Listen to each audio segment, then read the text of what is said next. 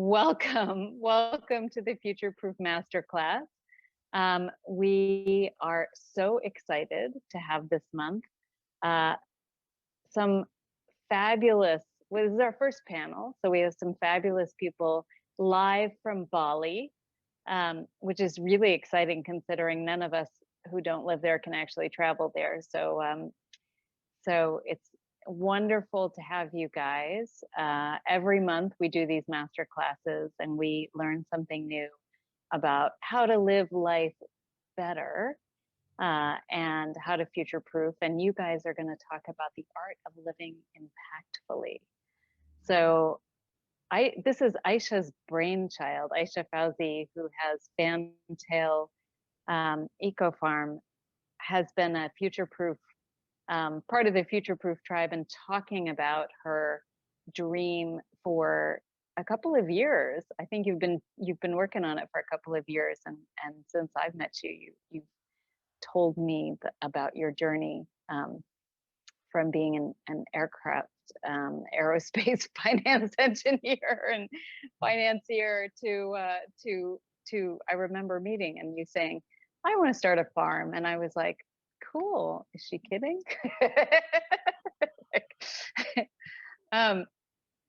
But thinking, wow, she really do it, and lo and behold, you totally crushed it, and here you are in Bali, spearheading Masterclass and doing impact podcasts and whatnot. And you actually introduced Tomo and Aska because, and I'll let you tell the story, who are co-founders, and Aska is the executive director of the Earth Company, and they have likewise taken a journey of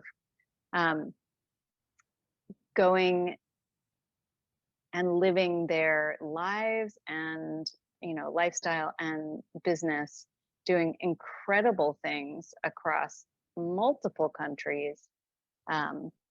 And I will hand it over to you, and we'll save some time for questions later to run the show. Cool. Thanks, Diana. Hi, everyone. So we're dialing in from Bali. As you can see, there's three of us in the room together.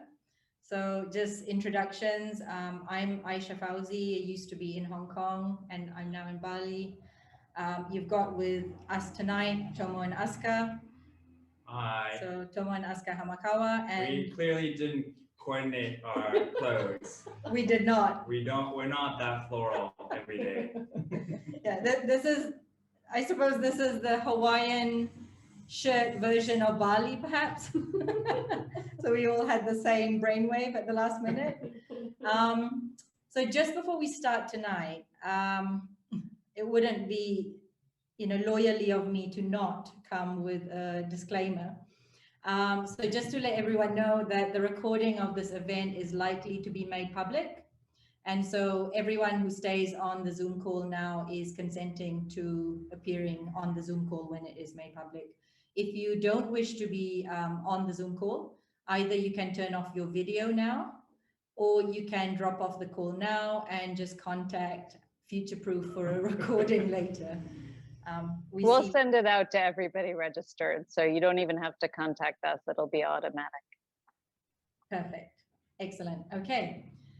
So thank you, Diana, for organizing and hosting us. And so basically today, we're going to be talking about the art of living impactfully. A little bit of background before we start. So I used to be an aircraft finance lawyer in Hong Kong. I was in Hong Kong for 7 years. And prior to that, I was in Dubai and New Zealand practicing as a lawyer.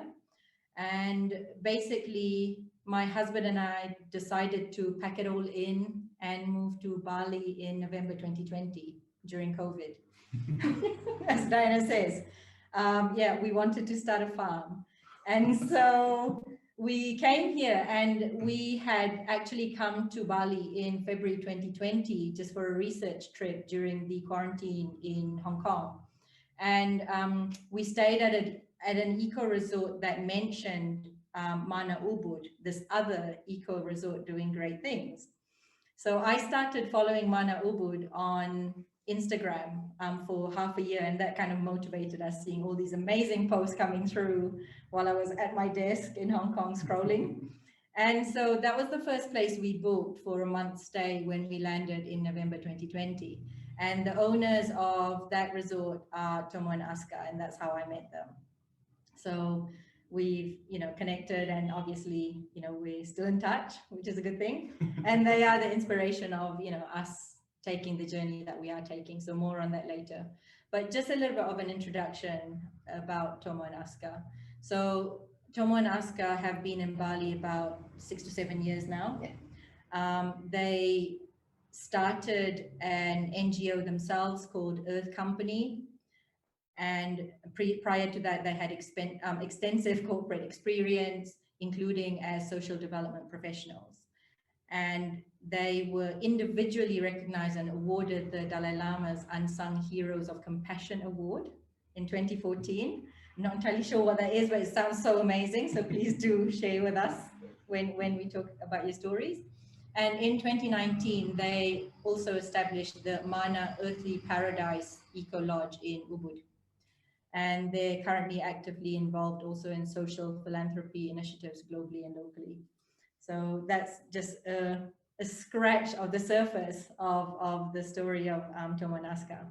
So I suppose I'll hand it over to you. And the first thing that I think everyone is wanting to hear from you tonight is a little bit of your background and how you came to be in Bali and doing the work that you do today.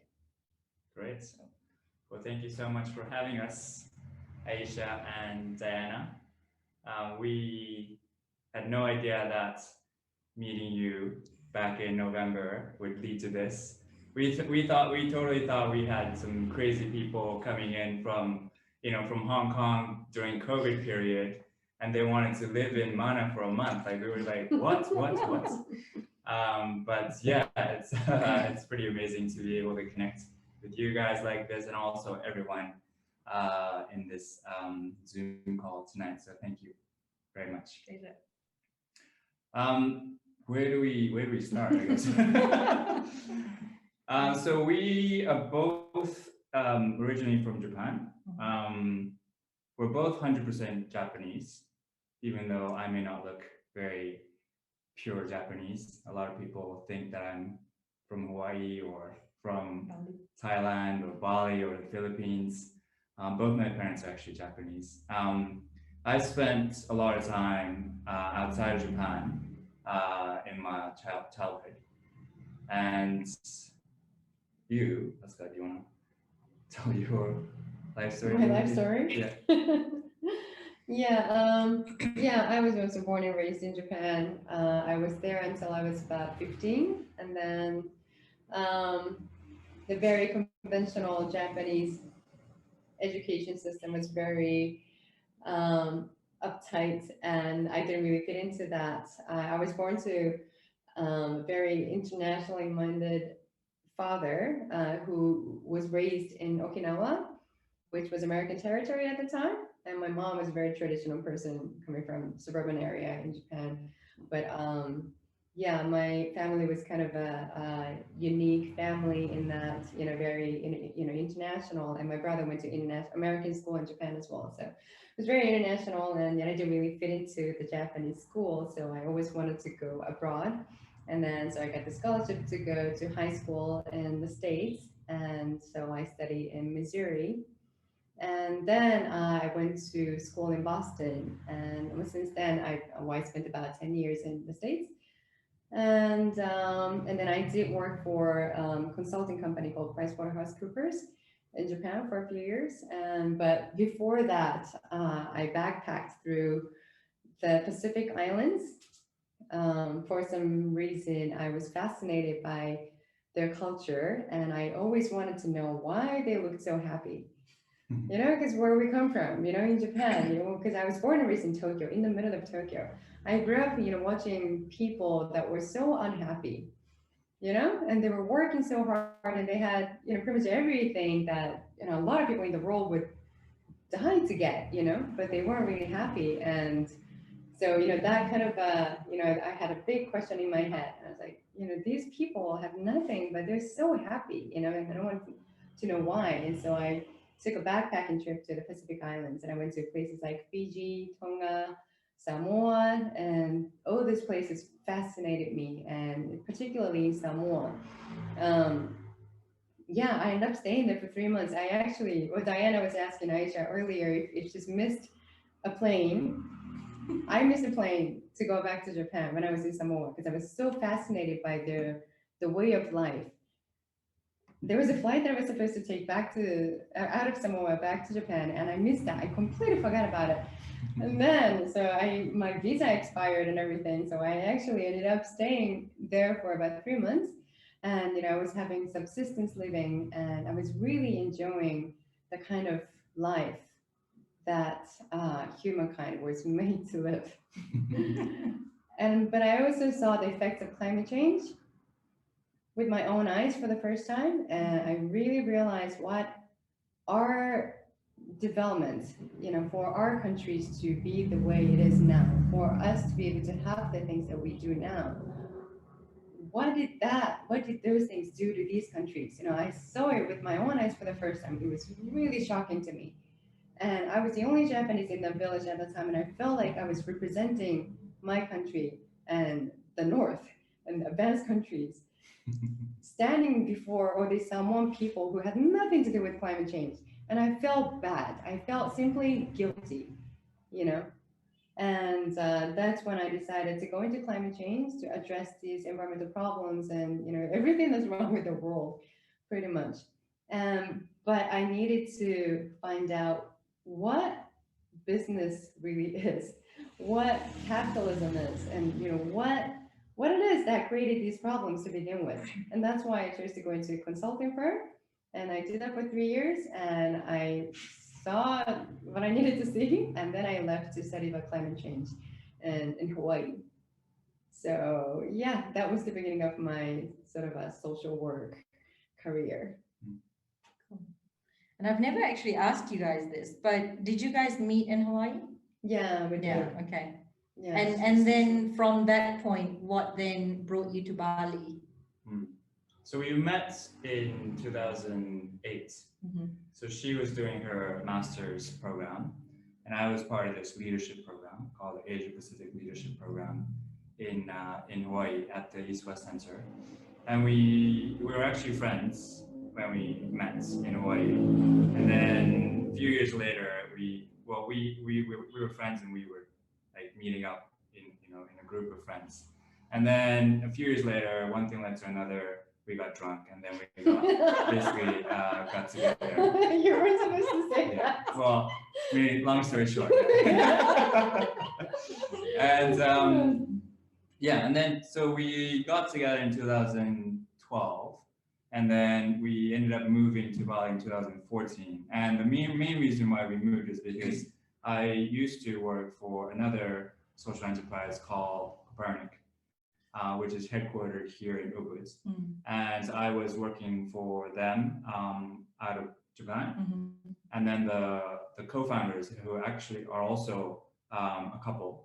So there's kind of a running theme of couple-led social enterprises with you guys, with us, and also Toshi and Eva. So they invited us to move to Bali, and we had just given birth to our first child, and then when she turned about a year and a half, we moved. But we were actually pregnant with our second, number 2, and we actually got on the flight, which was like the last day was like medically okay to travel, and we had just registered Earth Company 10 days before the flight. We weren't planning, obviously we weren't planning all this out very well. Things just kind of happened. And then we were moving. So there were a lot of things happening in 2014, but that's how we kind of ended up here. And until about a year and a half ago, I was doing both, our organization, Earth Company, and my other job, Copernic. And then she was doing Earth Company full time. And then I kind of slowly shifted to Earth Company. So we're both kind of full time on Earth Company. Okay. Yeah. Right. No, thank you for that. So just stepping back in the story for a second. So obviously you're already working for an NGO with Copernic. What then prompts you to start Earth Company in parallel? Is it that the causes are different, or yeah, talk us through that if you don't mind. It actually is connected to the Dalai Lama Award in some ways. Things really kind of happened in 2014. And we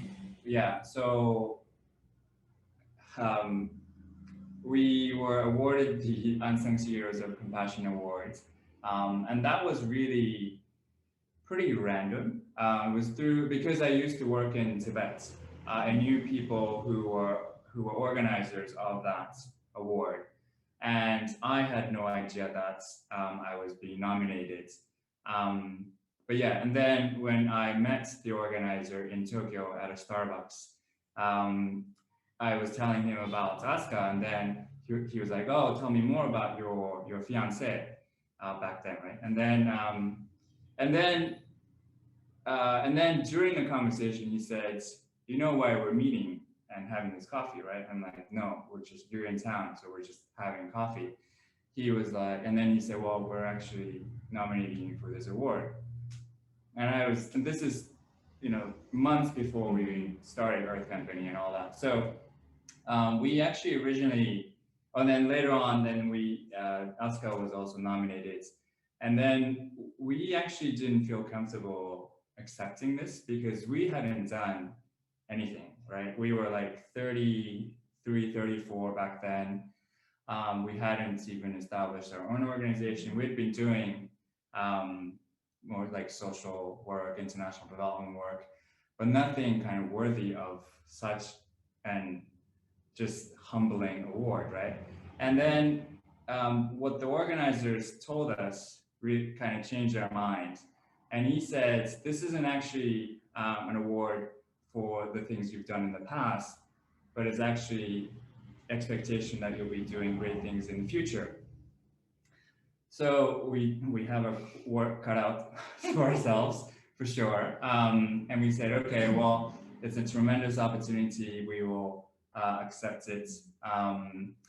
And one great thing about this award that it was held at the Ritz-Carlton in San Francisco, and of course everything was paid for. And we were allowed to bring one guest per person. Right. And Aska had met this woman, Bella, who's from Timor-Leste, and she was also in Hawaii back when we first met. And when they used to drink and smoke and hang out a lot back in the day. And she comes from she comes from a really fascinating and also inspiring kind of background. So she grew up in the middle of the conflict under Civil War, and she lost a lot of her family members. And she basically fled Timor, and then she exiled in Canada, and she fought for the independence of Timor in Canada. And then she returned to Timor, and she became advisor to the president and all that.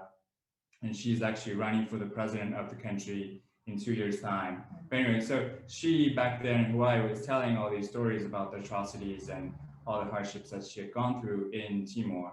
And then Aska was convinced that she wanted to support Bella when she started something.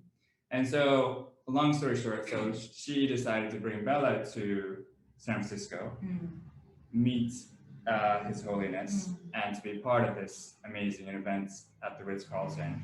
And it was then in San Francisco that Bella told us about her dream of starting a green school in Timor-Leste. And this is very different from the green school here in Bali. The one that she had envisioned was really by the people, for the people of Timor-Leste. And she really felt like environmental education is one way to help and save the people of Timor. And so when we heard that, we said, okay, well, let's try to support her. And we started fundraising on our own, just through our personal networks. And then we managed to, get some money from our friends and relatives. And then because that sum actually ended up being not huge, but substantial, we thought, well, we should actually make this into an organization. And so that's how we ended up starting Earth Company, to really support people like Bella and people like Bella who are creating inspiring change on the ground, and who we really believe are going to change the fates of their communities and their countries. Perfect. So that's a brilliant story. I didn't know it was that complicated, but Yeah. Oh, amazing. it's a lot more complicated than that. But So, anyways, yeah. so there's a reason I didn't let Aska tell the story, because that would take about 5 hours. Yeah. fantastic. And unfortunately, because time is short today, so we'll just have to keep going in the story. But guys, you know how to find Tomo and Aska online. So please do Google them, get in touch, Google Earth Company, is all there online. So interestingly, I know that Earth Company has this program called the Impact Heroes. And from what I know, it basically champions people who are literally impact heroes.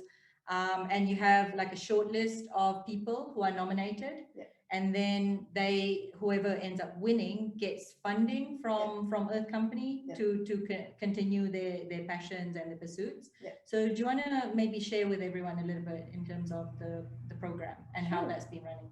Yeah, sure. Yeah, thank you. Yeah, so for the Impact Heroes program, just like Tomo was describing Bella, we select someone just like Bella, who's really inspiring, and who has this authentic background, authentic motivation to address the cause that they're fighting for, right? So most times they're the victims of the issues that they're addressing. Yeah, so and they have a massive amount of energy and passion to address these problems, and they're not just inspiring to the people that they're helping, and they're role model to these people that they're helping, but they're also inspiring to people like us, people who don't come from that background, but who are on the supporting side of it. So these people are so inspiring that it makes us want to help. It makes us want to. It makes us kind of really feel like, okay, so this is what's happening to the world. This is what's wrong with the world. This is what we could be part of solving. So these people, I would love to for you guys to meet these people, but I'm sure you guys will be inspired, and they're gonna make you want to help them. But and they're also very future oriented as well. So they're not just trying to become countries like us, countries like Japan, countries like Singapore, just any other advanced country. They're not just trying to achieve economic development, but they're trying to achieve a future that's most relevant to them. That's most for their own culture, for their ethnicity, and for their for their history, and for their own people, right? So these people are very not the conventional type of leaders, but we come from very unique backgrounds. So most times we don't select people that are well endowed in terms of education, opportunities, and employment and stuff like that.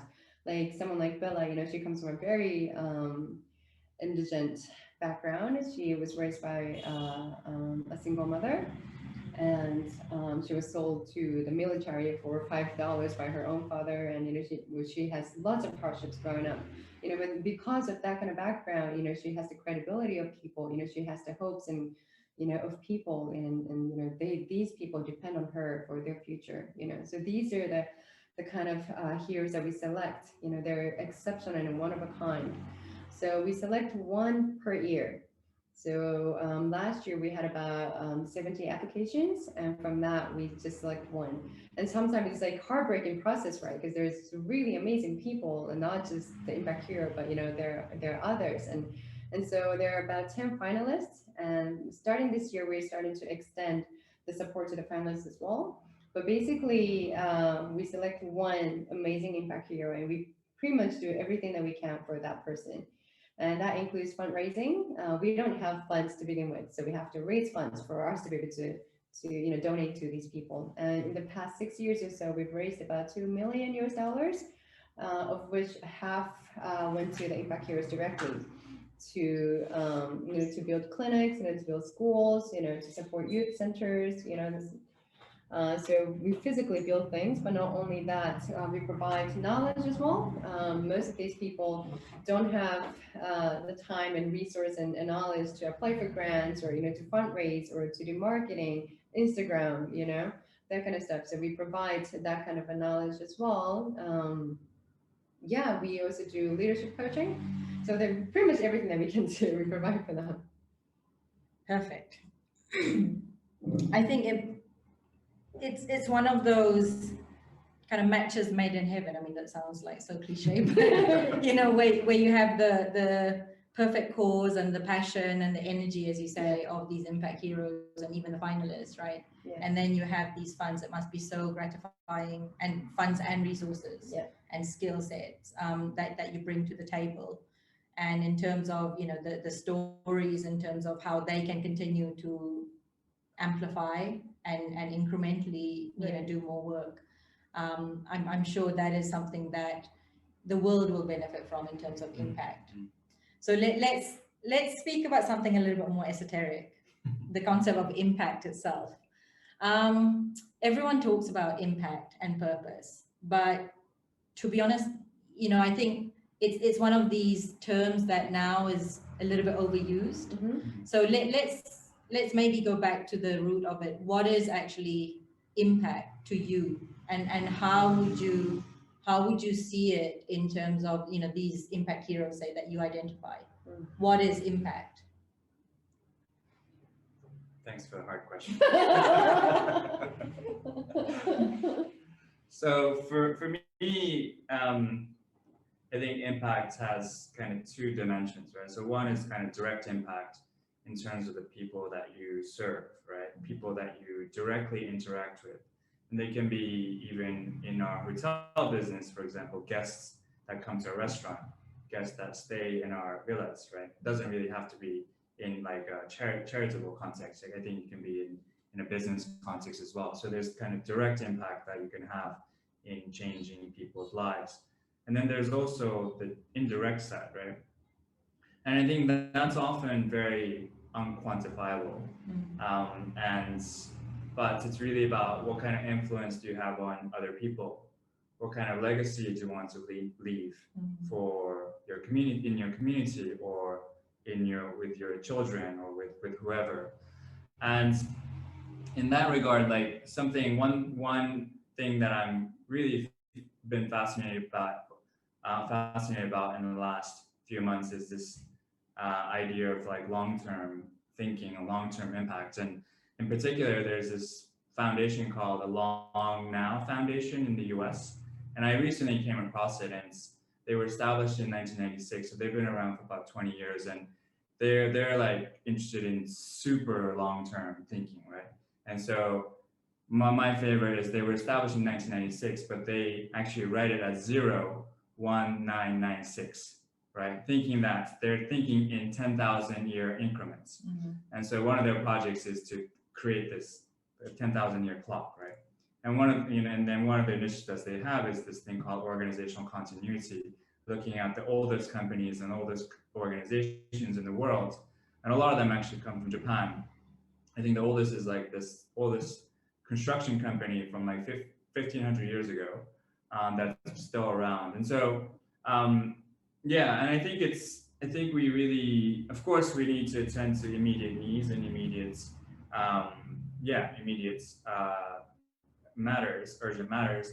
But then I'm also interested in how can we change communities and countries in the longer term, 10, 20 years, 50 years, 100 years, And I think the work that the impact heroes are engaged in are on that timescale. They're not, of course, they're trying to extinguish fires in their daily lives, but they're also trying to create new futures, new paradigms in that kind of scale. So that to me is really inspiring and also exciting. Yeah.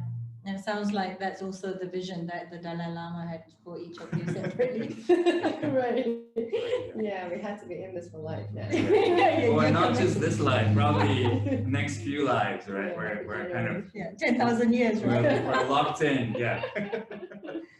I love it. And I think the other thing to then ask about, in terms of, this theme is you're obviously dealing with corporates as well, right? Your fundraising comes from corporates, and I understand a lot of it actually comes from Japanese companies.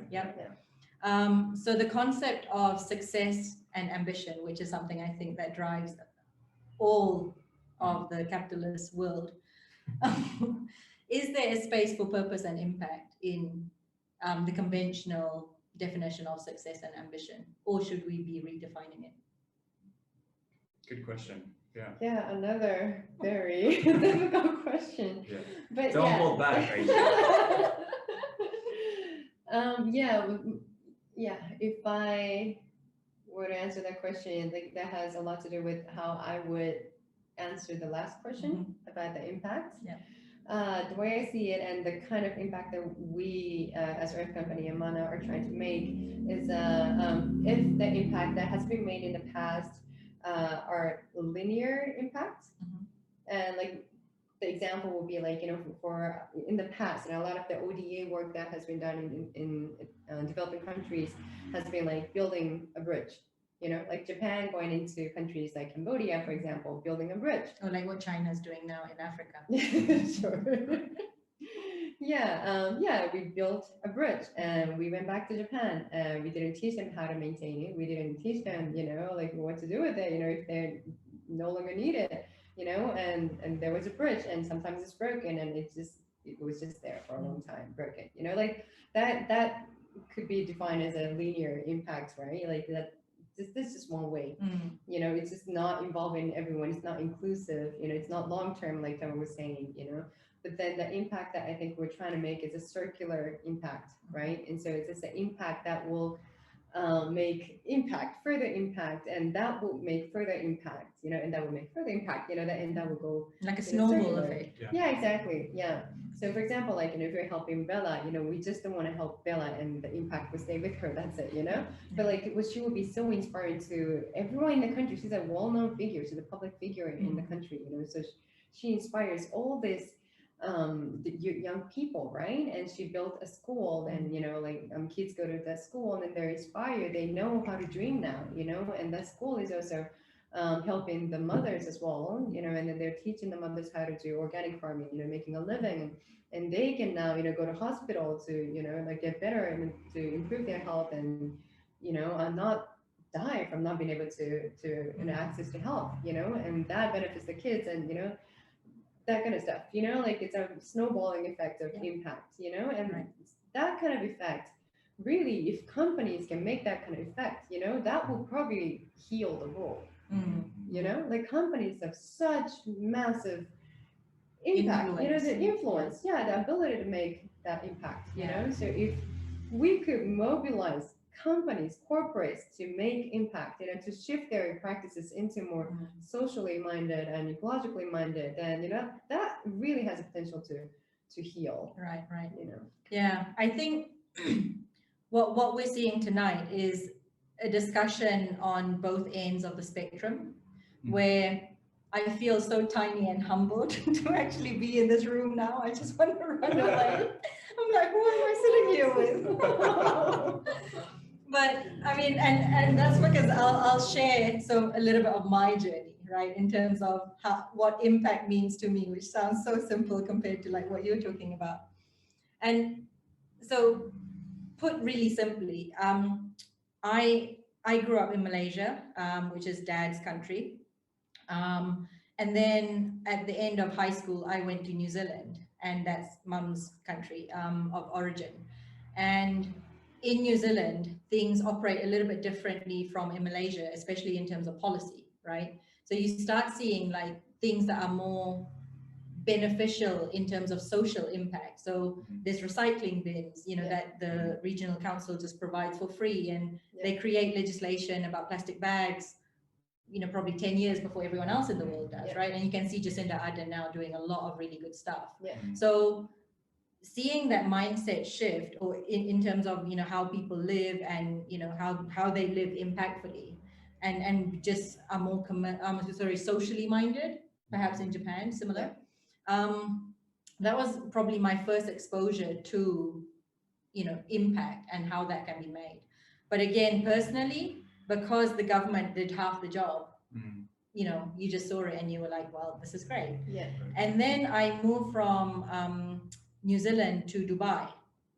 And Dubai was this, land of excess and luxury, right?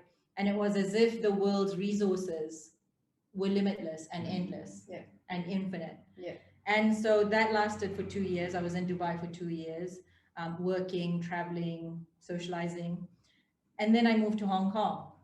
And it was pretty much similar in terms of the excess, the luxury, the haves.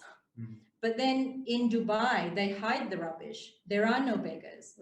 In Hong Kong, it's there, right? And so coming from that, but then suddenly seeing it hit you in the face. And it was visceral. It was raw. It shook me, actually, right? Because you just read about it in Dubai, but it's like, oh, this faraway world where it's not affecting you. Right. And then you come to Hong Kong and you see it there and then. You see the shark's fin next to your supermarket, it's all happening. And I think that was the first time I was really confronted by the questions of what part do I play in this? How does my life and how I live affect or have a wider impact, not just on myself, but on future generations, for instance, right? And at the start, like, I was naive enough to think it was Hong Kong that was the problem. And so it was Hong Kong that was dysfunctional. So I blamed Hong Kong. I was really angry at Hong Kong. I thought, I hate this place. But the more I dug, the more I read. I know, right? But the more I read, the more I dug, the more I found out and became armed with knowledge, the more I understood that it's actually not Hong Kong, obviously. That was just my naivety and my despair almost, right? Because you see a problem, you immediately want to kind of know the source and the solution. It's not how that happens in the world. And so over the 7 years that I lived in Hong Kong, it was a bit of a, not soul searching, I mean, that's the wrong term, but it was a process, right? Where I went from despairing and just feeling like, how can I make an impact? Who am I? And again, it goes back to the concept of impact. What does impact mean? But I started to kind of watch videos and, links and, articles on Facebook, Instagram, whatever. Even from that, and probably this is the one time in the world anyone's going to thank the Facebook algorithm, more started appearing, right? So that meant I got a lot more information. I started seeing events that were connected to like these issues. I started attending. Exactly, in a good way. And next thing you know, I felt that I was actually becoming confident enough to start talking about the issues. And I think that's a question, because we've been talking about like, all these kind of like big plans, big projects around impact.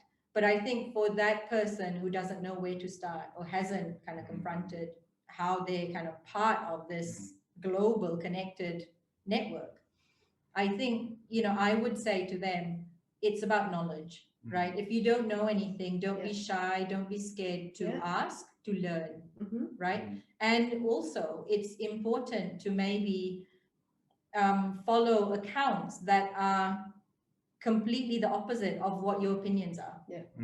Because this is what the algorithms do, right? Because you just listen and hear the same things and you forget that there's a completely opposite opinion somewhere in the world. And if you can't respect that you can both agree to disagree, that's where we start getting into, fanaticism and stuff. So I think coming from my perspective, once I started arming myself with the knowledge and the understanding, and then asking myself deeper questions. And some of these questions required courage, right? So Diana's course that I did was at a time where we had come to a place in our lives in Hong Kong where we just did not feel supported by the corporate and lifestyle choices that we'd made. But we didn't know where we wanted to go.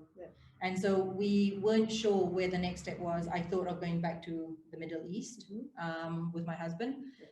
But then we just thought, well, no, that's kind of like, you can't find the solution with the same thinking that created the problems, right? Yeah, Einstein, exactly. So that's when we came to Bali actually for a permaculture retreat, which is a type of farming that is integrated and harnesses all this kind of natural energy in the world. So it's based on intelligence. And so we came just for a week just to get away from Hong Kong actually. But because it was so life-changing and the food we ate was just so tasty and the body never felt so good, that impact on us then gave us the energy to find our purpose where we could actually have an impact, if that makes sense, right? Yeah.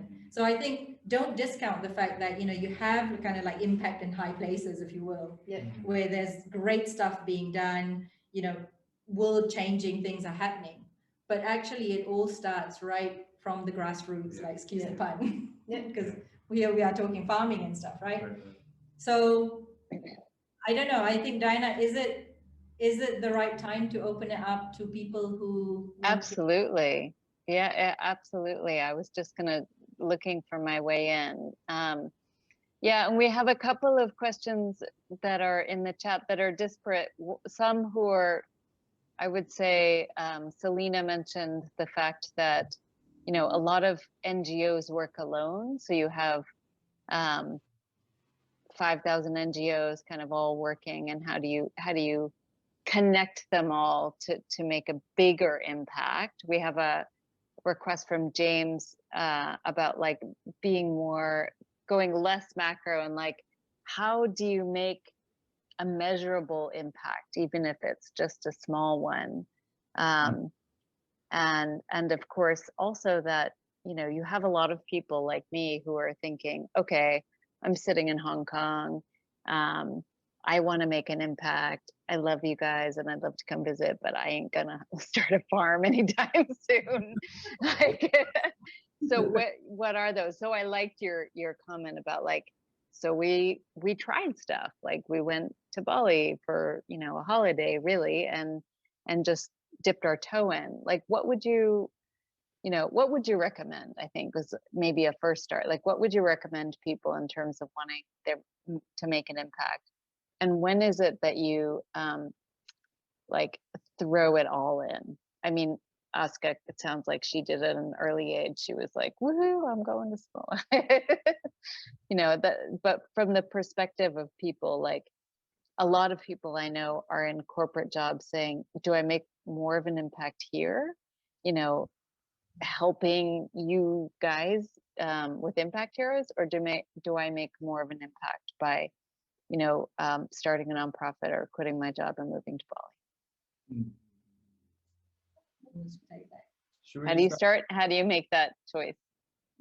Should we go in order or any order? Do you guys want to, like, maybe one of you takes Selena's and one of you takes James, and I'll answer Diana's immediate question? Yeah. Maybe? Yeah. Okay. Yeah. Let me answer Selena's question then about NGOs. Yeah.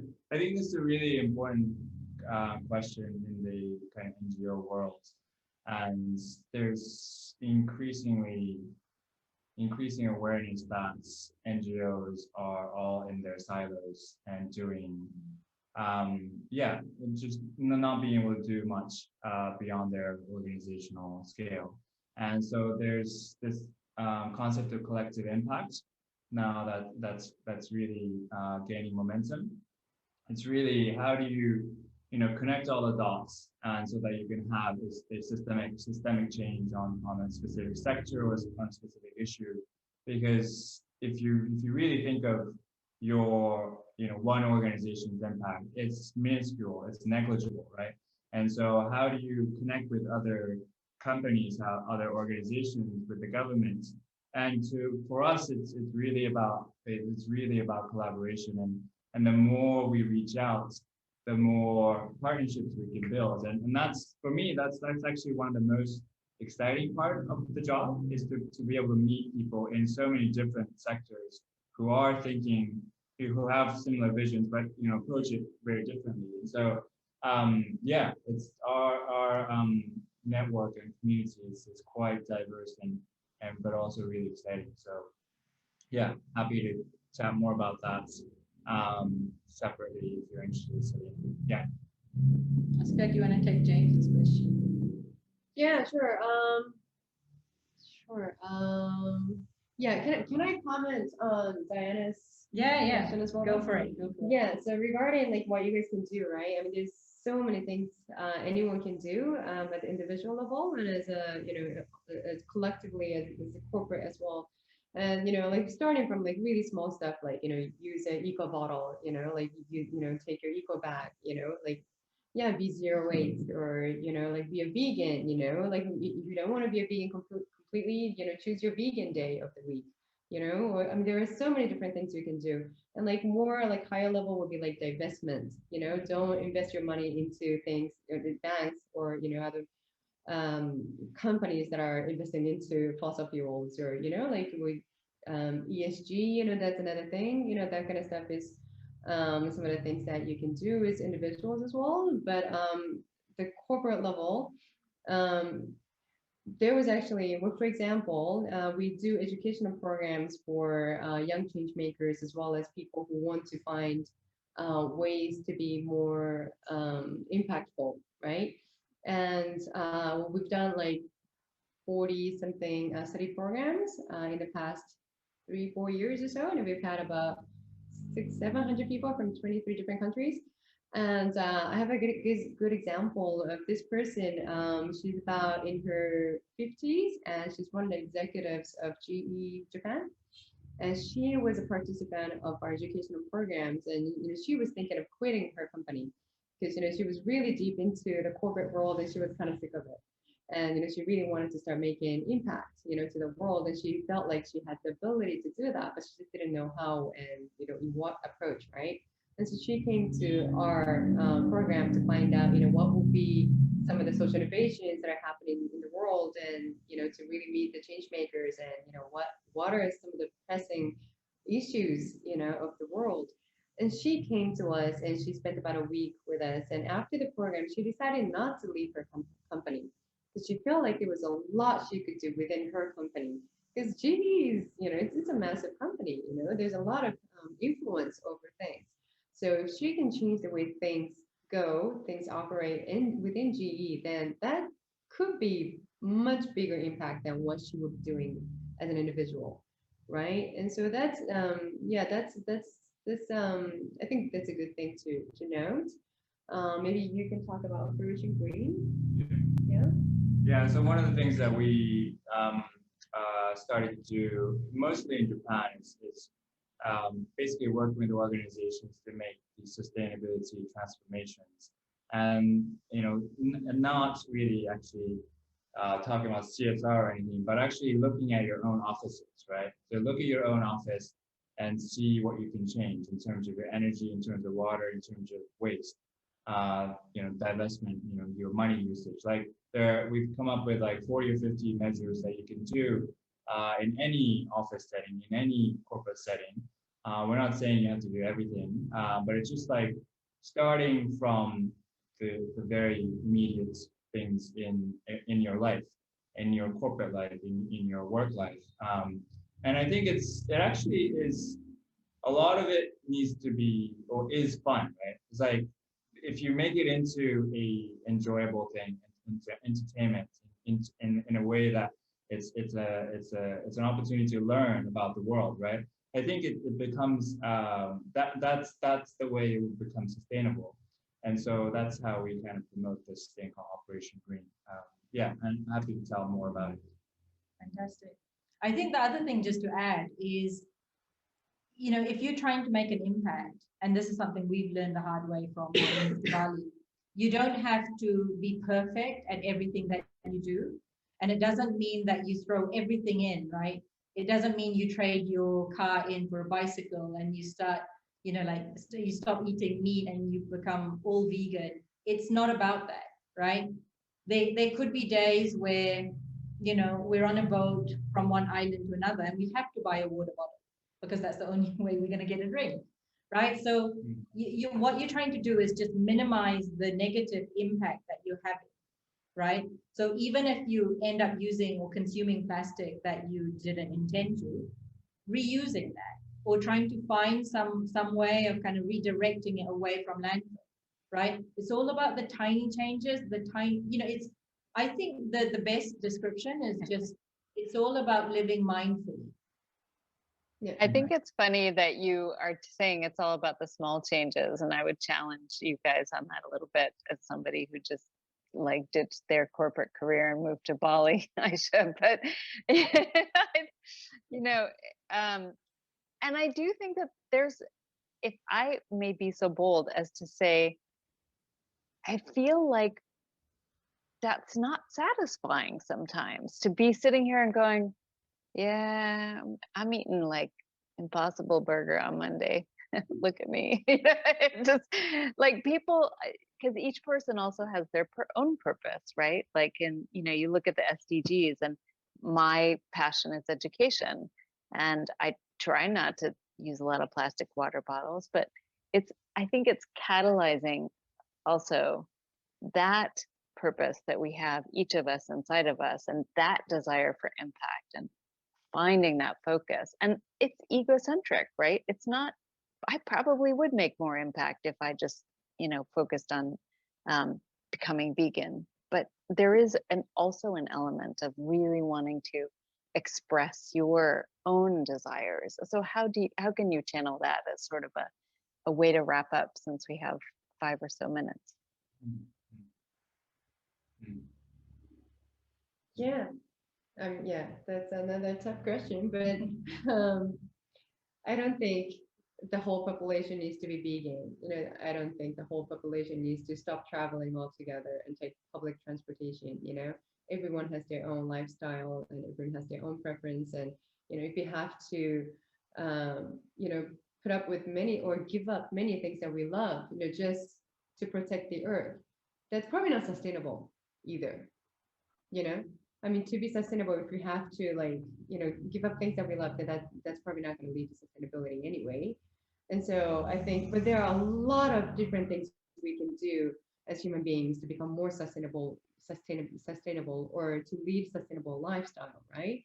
So if you're not, like, if going vegan is not for you, then maybe divestment might be more suitable for you. You know, if divestment is not something you can do for some reason, then choose something else. You know, there are always other things you can do, you know, and finding a role within your organization or within your life, you know, that suits you best. I'm sure there are many things you can do while keeping your passion and, you know, things that you love, but still be sustainable at the same time. Yeah, the one thing that came to my mind as you were asking the question, Diana, was I had a conversation with the former CEO of Patagonia in Japan earlier today, and one thing that he actually left that job a couple of years ago, and he does independent consulting, and he does consult. He helps companies come up with their, you know, what their purpose is, you know, coming up with their sustainability vision, things like that now. And the test he actually has himself to assess whether a company is actually good or not is actually whether the companies are transparent about the negative impact that they have on the world. Not how well their CSR reports are written or how good their good parts are, right? It's really, you know, what is it behind the scenes they're doing. And so it's really about being transparent, being vulnerable, right? And really accepting of both the good and the bad that we as human beings, as companies, have on this, you know, have that kind of impact. So I think for me, like, I love my regular burgers, not the Beyond. He really does. You know, so I'm probably never going to give that up, even though it's probably the most, you know, unenvironmental thing to do as someone doing this kind of work. but if I can, at least I mean, I'll accept it, and I'll try to make up for it in other ways, you know. And so I think it's really about transparency and being open about both the good and the bad. And I think that will go a long, long way, especially in changing kind of corporate responsibility, I think. And individuals. I think that's a great concept, I guess. And I really like that, because ultimately it's an invitation to have a conversation about it, rather than saying, you know, climate change doesn't exist or whatever it is. Instead, you really have a conversation about what you're willing to give up, what you aren't, and how we can all work together to make an impact. Collective ambition for collective impact. So it would be great if we can follow up. We'll send out key takeaways from this. And thank you all for joining and for your questions. If you even pick, you know, 10 things or a subset of the thing that you mentioned about companies, it would be fantastic if we could maybe include that, or include some of the pointers from this talk that you guys have to send out to everybody, and then invite them to follow up more if they're interested. So thank you so much for spending this hour with us. I hope that you have had fun too, and I hope that you can now go and enjoy a burger, Tomo. Shame. And I hope that we'll see you back sometime soon. Thank you, Aishah, for organizing this whole thing and for your inspiration. And hopefully we'll see you next month. Thanks, guys. Thanks, guys. Bye. Take care.